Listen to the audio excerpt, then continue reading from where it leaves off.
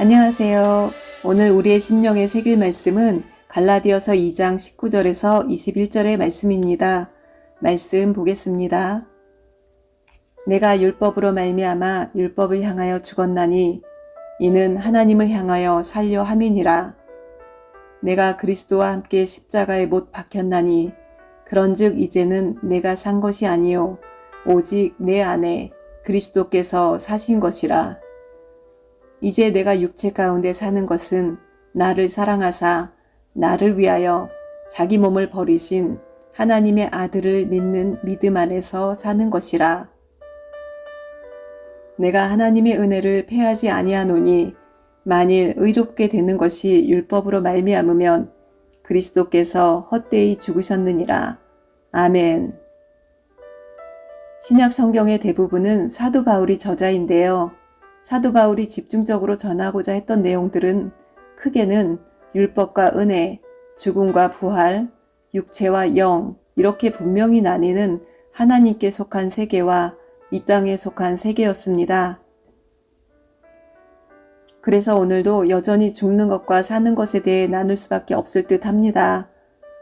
우리가 하나님을 향하여 살기 위해서는 율법에 대하여 죽어야 합니다. 초신자일 때에는 도대체 율법에 대하여 죽는다는 게 뭔가 싶었는데요. 시간이 지나며 깨닫게 된 것은 율법은 쉽게 말하면 나의 의라고 생각하시면 됩니다. 그 반대는 하나님의 의이겠지요. 기독교의 신앙은 나의 의가 주체가 되어 사느냐 아니면 예수님의 의가 주체가 되어 사느냐에 관한 것입니다. 우리는 수시로 나의 의로 살다가 은혜를 깨닫게 되면 다시 예수님의 의로 살고 하는 것을 반복을 하며 살고 있습니다. 그리고 이것을 평생을 합니다. 구원에 있어서 만족한 신앙생활에 있어서 지속적으로 내가 뭔가를 해야 할 것 같고 내가 어떤 자격이 있어야 하고 내가 뭔가를 해내고 증명해내야 한다는 생각과 태도가 끊어내도 생겨납니다. 머리로는 나 구원 받았어 하면서도 내가 하나님을 좀 떠나 있고 신앙생활, 경건생활이 바닥일 때에는 두렵고 자신이 없어지는 겁니다. 며칠 전 어느 분과 통화를 하게 되었는데요. 그분은 평생을 예수님을 믿었습니다. 그러나 지금은 교회를 안 다니고 있습니다. 예수님을 분명히 믿는데 교회를 몇 년을 못 나가고 남편과는 늘 싸우고 상처와 패배의식에 젖어 있다 보니 사람들 앞에 무리들 가운데 들어가는 것을 기피하게 되었습니다. 교회를 못 나가고 신앙생활을 제대로 안 하는 걸 괴로워했습니다. 그래서 제가 물었지요. 언니는 만약에 지금 죽는다면 천국에 갈 수 있을 것 같으세요? 하고요.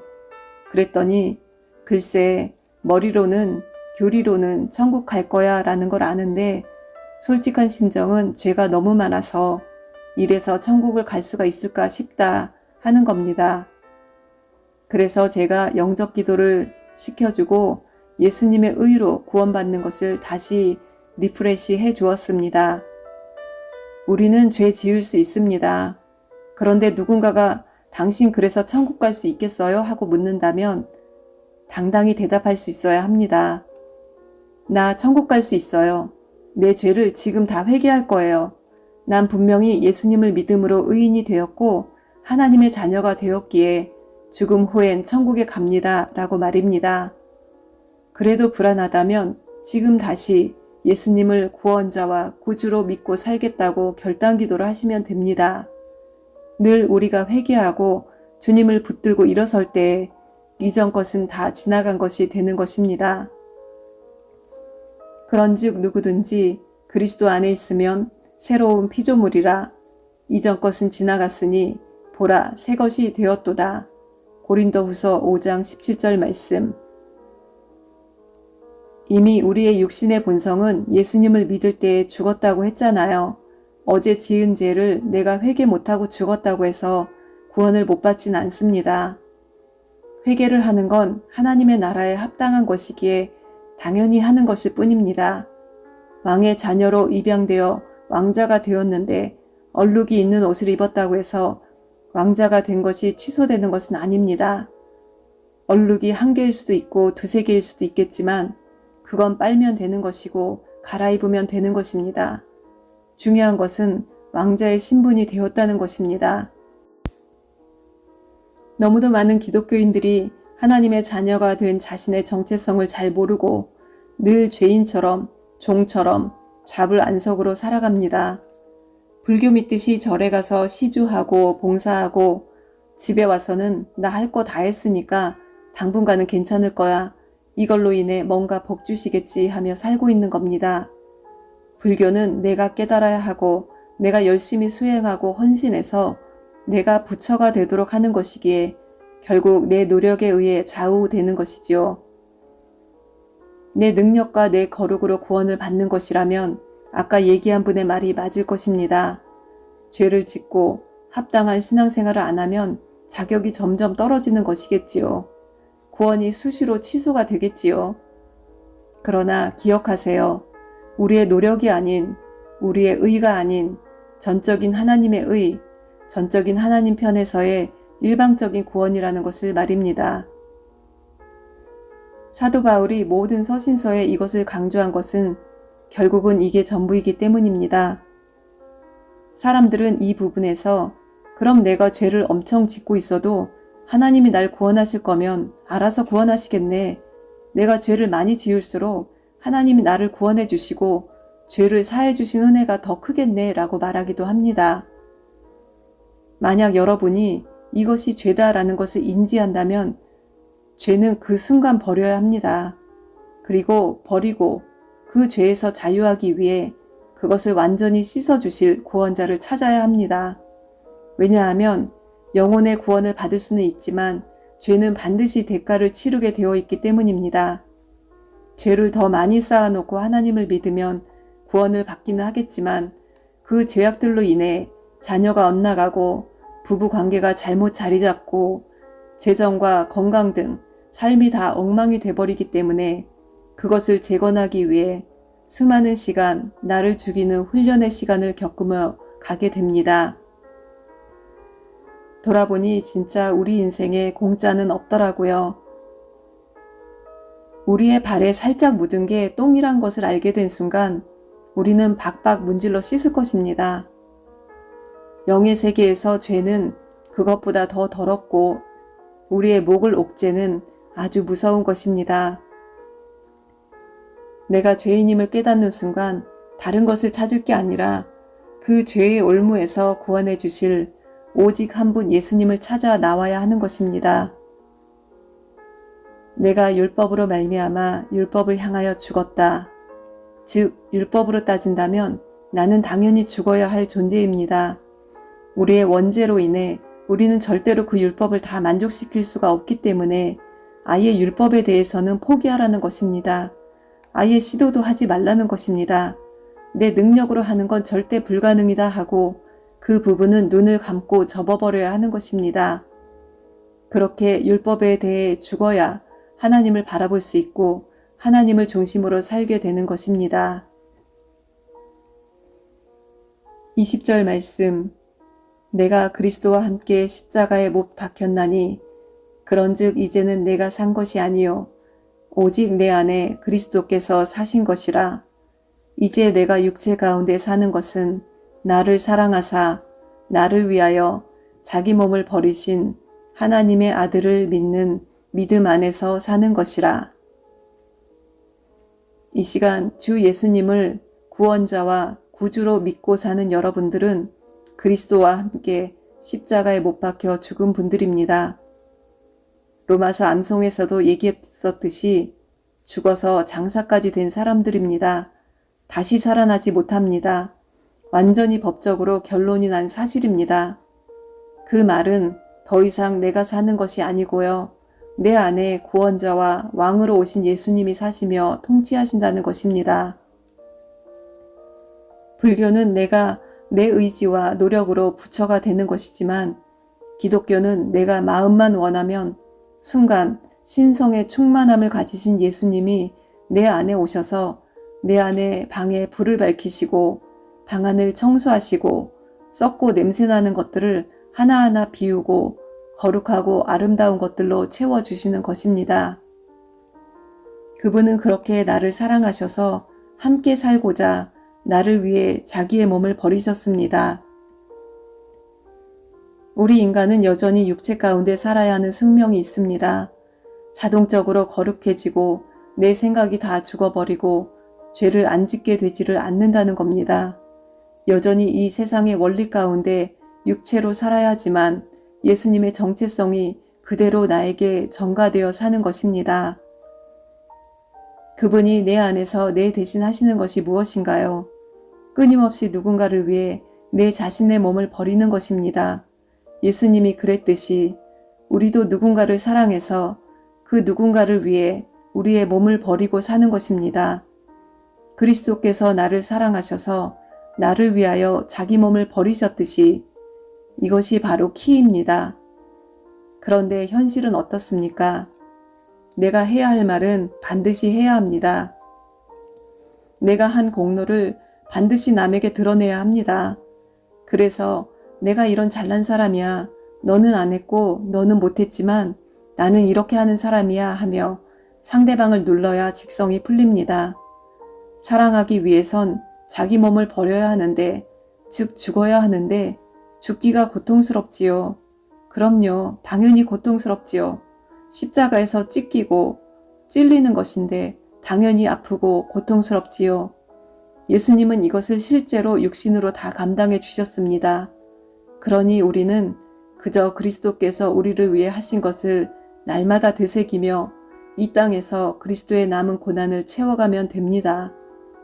우리 주님께서 이미 다 해놓으신 거, 우리는 그 결과를 다 아는 사람들로서 기쁘게 고난을 받으면 되는 것입니다. 결과를 모르고 당하는 고난과 승리의 결과를 다 알고 당하는 고난은 완전히 다릅니다. 우리는 기쁘게 찬양하며 고난을 겪어나갈 수 있습니다. 중간에 어떤 가시밭길과 고난이든 난 분명히 최종 승리의 지점에서 시원한 바람을 맞으며 두 팔 벌려 환호할 것을 알기 때문입니다. 그러니 누군가를 위해 죽는 것을 두려워하지 마시고 그저 매 순간 하나님을 찬양하고 예배하며 가시기 바랍니다. 나를 사랑하사 나를 위하여 자기 몸을 버리셨다. 나도 어차피 그렇게 살게 되어 있다. 주님이 내 대신 그렇게 하신단다. 이렇게 복잡한 상황에서, 갈등의 상황에서 이것을 되뇌이며 단순하게 생각을 하십시오. 그러면 정말 주님이 하실 것입니다. 예수님이 하나님의 아들이심과 그분이 하나님 되심을 믿는다면 그걸로 된 것입니다. 나의 역할은 거기까지. 그 다음은 예수님이 내 삶을 다 이끌어 가실 것임을 믿으셔야 합니다. 이것이 바로 하나님의 아들을 믿는 믿음 안에서 사는 것입니다. 이제 21절, 내가 하나님의 은혜를 패하지 아니하노니 만일 의롭게 되는 것이 율법으로 말미암으면 그리스도께서 헛되이 죽으셨느니라.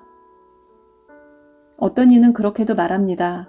내가 평생 이 고난을 짊어지고 가느니 나도 예수님처럼 한 이틀 죽도록 고생하고 십자가에 못 박혀 죽는 게 낫겠소. 예수님보다 더 끔찍한 고통 가운데 죽는 사람들도 많은데 예수님이 하신 게 그렇게 대단한 건가? 라고요. 물론 맞습니다.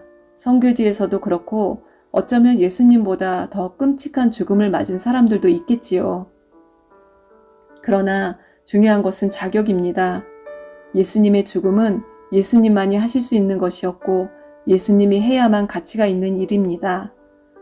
로마서 3장 10절에 기록된 바 의인은 없나니 하나도 없으며 그랬습니다. 하나님이 지으신 피조물의 의로움은 구원의 온전한 충족이 되지 못합니다. 우리 인간은 피조물입니다. 피조물이 피조물에 의해 끔찍한 죽음을 당하는 것은 이 땅에서의 한순간의 감각과 기억의 오류와 같은 것입니다.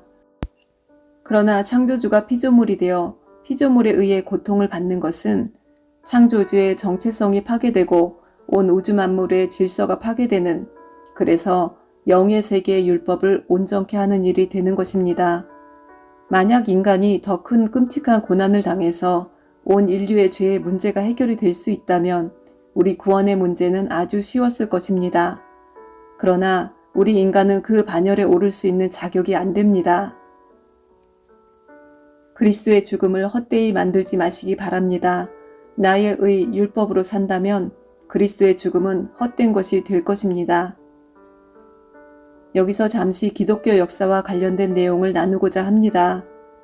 예수님이 십자가에서 죽으신 후 제자들은 핍박을 피해가며 때로는 순교를 각오하고 주님 오실 날을 기다리며 복음을 전했습니다.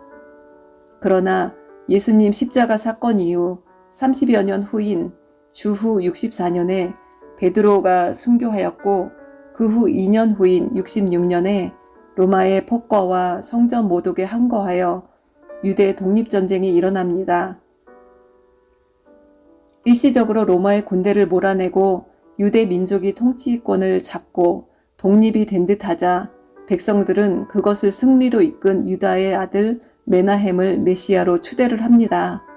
드디어 그렇게 기다리던 메시아가 오셨다고, 전쟁을 하나님이 이끄셨다고 기뻐했었지요. 그때 예수님을 메시아로 믿고 핍박을 견디며 살고 있던 예수님의 제자들의 심정은 어떠했을까요? 믿고 의지하던 베드로도 죽고, 더 나아가 드디어 진짜 메시아가 나타났다고들 하는데 로마의 폭거에서 해방된 듯 한데, 그럼 지금까지 그들이 죽음을 불사하며 믿었던 예수님이 메시아가 아니란 말인가? 얼마나 혼란이 있고 좌절이 되었었을까요? 단언컨대 주의 성령을 받은 자들은 의심하지 않고 믿음을 지켰을 것입니다. 자신이 죽고 하나님을 향하여 산 사람들은 좌절하지 않고 흔들림 없이 끝까지 주의 오실 날을 기다리며 인내했을 것입니다. 예수님은 끝까지 인내하시어 하나님의 사명을 감당하셨습니다. 그분이 즉각 하늘의 12군데를 동원하여 원하시는 대로 하실 수 있었지만 하지 않으시고 끝까지 말씀으로 싸우시며 하나님의 때를 기다림으로 인류의 구원을 이루셨습니다. 참고로 66년에 일어났던 유대 전쟁으로 인한 결과는 너무도 참혹하고 엄청났습니다. 주후 70년에 수많은 로마군이 몰려들어와 그곳의 대부분의 유대인들을 죽이고 나머지는 포로로 잡혀가고 성전은 완전히 파괴돼서 예수님의 예언대로 돌 위에 돌 하나도 남지 않게 됩니다. 그리고 그 로마군들은 그 성전의 잔해들을 가지고 원형 경기장인 콜로세움을 짓는 데 사용을 합니다. 인간의 힘으로 자신들을 구원하고 자신들이 만족하는 메시아를 이끌어낸 결과는 너무도 참담했지요. 로마군이 얼마나 많은 유대인들을 학살을 했는지 피가 무릎까지 찼다는 말도 있었다고 합니다. 여러분, 날마다 하나님의 은혜를 구하셔야 합니다. 그렇지 않으면 어느덧 내가 하나님의 은혜를 패하고 내 의로 의롭게 되겠다고 살게 됩니다. 그렇게 살다 보면 어느덧 괴로움과 공고함에 온몸이 묶여서 살고 있는 자신을 보게 되는 것입니다. 부디 예수님의 죽음을 헛되이 만들지 마시기 바랍니다. 이제 말씀 다시 읽겠습니다. 내가 율법으로 말미암아 율법을 향하여 죽었나니 이는 하나님을 향하여 살려 함이니라. 내가 그리스도와 함께 십자가에 못 박혔나니 그런즉 이제는 내가 산 것이 아니요 오직 내 안에 그리스도께서 사신 것이라. 이제 내가 육체 가운데 사는 것은 나를 사랑하사 나를 위하여 자기 몸을 버리신 하나님의 아들을 믿는 믿음 안에서 사는 것이라. 내가 하나님의 은혜를 패하지 아니하노니 만일 의롭게 되는 것이 율법으로 말미암으면 그리스도께서 헛되이 죽으셨느니라. 아멘. 이제 선포기도 합니다. 하나님 아버지, 나에게 율법에 대하여 죽으라고 하시니 감사합니다. 내 의로 사는 삶은 너무도 지칩니다. 내 자랑으로 살며 끊임없이 자랑을 만들어가는 삶에서 자유케 하시니 감사드립니다. 이제 저는 율법에 대하여 죽었습니다. 내 의로 살지 않겠습니다. 더 이상 하나님의 은혜를 패하며 살지 않겠습니다. 내가 내 능력과 조건으로 의롭게 되었다면 그것은 율법으로 말미암는 구원이며 그 구원은 온전하지 않습니다. 나는 예수 그리스도로 인해 의롭게 되었습니다. 오직 예수님의 값없이 조건 없이 주신 은혜로 말미암아 내가 의롭게 되었고 구원을 받았음을 선포합니다. 그리스도께서 나를 사랑하사 나를 위하여 자기 몸을 버리셨습니다. 그리스도께서 나를 사랑하사 나를 위하여 자기 몸을 버리셨나이다. 이것을 내가 믿습니다. 나도 그리스도를 사랑하여 그리스도를 위하여 나의 몸을 버리나이다. 나도 누군가를 사랑하여 그를 위하여 나의 몸을 버리겠나이다. 죽어주시는 것도 버려주시는 것도 주님이 하십니다. 나는 그 주님의 죽음과 버려짐에 그저 동참을 함으로 나의 의를 온전히 이루게 됨을 믿습니다. 나는 그리스도와 함께 십자가에 못 박혔습니다. 이제는 내가 살지 않고 그리스도께서 내 안에서 살고 계심을 믿습니다. 주님이 함께 하시니 내게 두려움 없습니다. 이전에 두려워하고 무서워하던 것들을 더 이상 두려워하지 않습니다. 어차피 주님이 겪을 것이고 주님이 해결하실 것임을 믿습니다. 할렐루야! 주를 찬양하며 오늘도 기쁘게 나아갑니다. 거룩하신 주님, 완전하신 주님을 찬양합니다. 감사드리며 예수님의 이름으로 기도드리옵나이다. 아멘.